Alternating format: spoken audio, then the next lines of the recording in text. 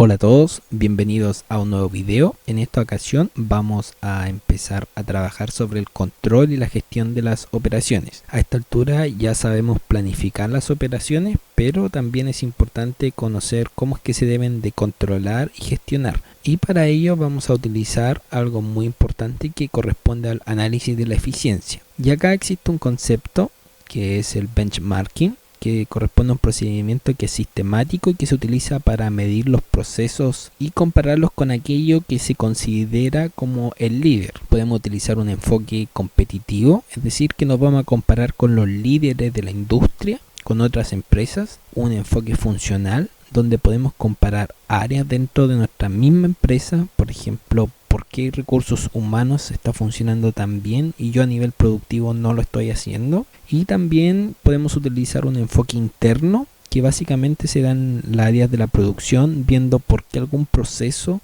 se puede dar mejor que otros y tomarlo como una referencia para poder mejorar nuestras prácticas. Y es acá en el proceso productivo donde nosotros ya conocemos que se compone básicamente de tres elementos, que son los ingresos, los inputs, donde vienen todos los materiales, mano de obra que yo puedo llegar a necesitar, un proceso, que es la acción de la transformación, y un output, que son las salidas que yo tengo, y finalmente lo que yo buscaba obtener en ese proceso. Tenemos dos conceptos también que son muy importantes y relacionados, que son la productividad y la eficiencia, donde la productividad corresponde a una relación que se da entre la cantidad de productos que yo obtuve y los recursos utilizados para obtener esa producción. Y la eficiencia va a ser la comparación entre el valor que yo observo de productos e insumos frente a un valor óptimo relativo que yo había calculado y que yo esperaba tener. Una manera de medir la eficiencia es precisamente a través de la productividad,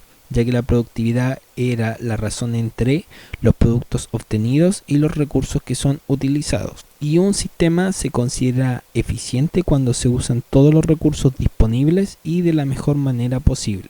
Tenemos distintas formas de ver la eficiencia, y una corresponde a obtener la máxima cantidad de productos con los recursos que yo tengo disponibles, y la otra es utilizar la menor cantidad de recursos para obtener un cierto nivel productivo. Una se orienta a mis ingresos y la otra se orienta a las salidas. Más adelante vamos a retomar con esto. Ahora también decir de que existe una frontera eficiente que va a representar el máximo nivel de producción que es posible alcanzar según un nivel de entrada. Acá hay que considerar que para cambiar totalmente lo que se conoce como la frontera de eficiencia, deberíamos hacer un cambio tecnológico global, lo cual muchas veces se vuelve complejo. Por eso se buscan soluciones desde el punto de vista mucho más práctico. Y tenemos el análisis envolvente de datos como una herramienta muy fuerte para el análisis de la eficiencia, y esto es un método de apoyo para identificar funciones de producción a través de datos que son conocidos, y es donde tenemos un conjunto de unidades que nosotros podemos comparar y que vamos a denominar como DMU. Y entre estas DMU van a existir unidades de referencia, que van a ser aquellas que son óptimas y que por lo tanto deben ser imitables por otras DMU que no alcanzan ese nivel para considerarse como eficientes. Y en función de todas estas DMU nosotros podemos ir construyendo lo que vendría siendo la frontera de eficiencia, donde claramente se va a ir componiendo por aquellas DMU que son las eficientes. Entonces el análisis envolvente de datos va a corresponder a un enfoque sobre los datos y donde se puede realizar una evaluación de lo que es el desempeño del conjunto de entidades que se le conoce como DMU. Y bueno, acá podemos ver una representación de la relación entre lo que vendrían siendo mis entradas, el análisis envolvente de datos y lo que van a ser nuestras salidas. Entonces, con todas nuestras DMU, lo que nosotros podemos hacer es tener una serie de datos observados, un cierto nivel de eficiencia para cada uno de esos datos observados,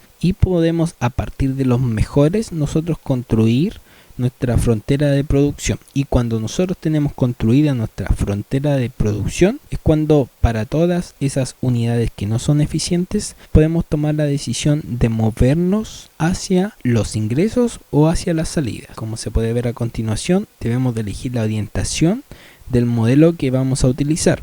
Podemos orientarnos en función de los inputs, que correspondería a minimizar las entradas produciendo la misma cantidad, o podríamos por el contrario tener una orientación hacia los outputs, es decir, vamos a maximizar nuestras salidas manteniendo constante nuestro mismo nivel de unidades de entrada. Y cuando ya conocemos nuestras orientación, vamos a proceder a calcular lo que corresponden a las metas claramente, y estas metas van a depender de esa orientación, ya sea de las entradas y las salidas. Y aquí podemos ver la forma de la cual nosotros vamos a calcular, donde las holguras se van a determinar para nosotros utilizando el software EMS, que vamos a ver un poco más adelante.